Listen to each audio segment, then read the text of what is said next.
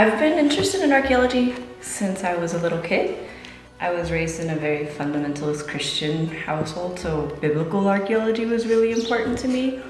But the more I learned about it, the more I realized that wasn't quite the right way of looking at things. And then eventually I lost track because I went to technical school to learn drafting because that was more practical.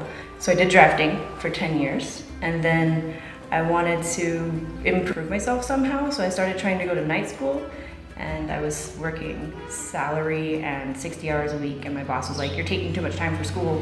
So I said, "All right," I quit, and I joined the Army so that I could actually get some funding to pay for college, and I did the Army for 4.5 years. When I went to college, I was like, I can do something crazy, and I chose archaeology.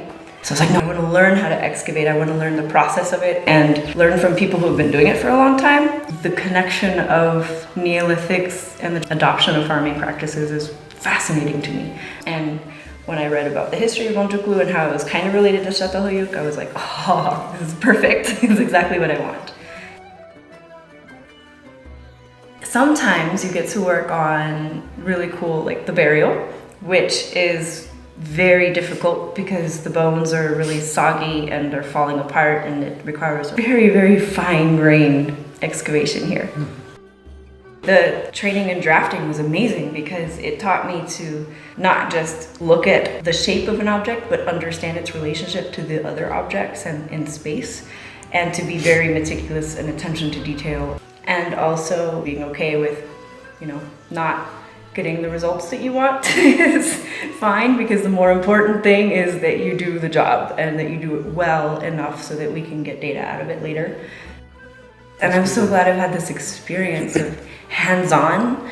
It's one thing to read about it in a book and to read the beautiful descriptions. This is what we learned and this is the whole context, but when you get on site, you don't see any of that. You just see the patch of dirt in front of you. But it's really awesome to see how that becomes the story of the site. It's really cool to see that whole process. And to come from the religious upbringing, a place where there's absolute truth, and to live in a world where nothing is absolute, and to be able to balance that kind of, different perspectives has been very fascinating. When I look at a bone and think it's 8,000 years old, I don't have a problem with that. I'm just learning everything fresh.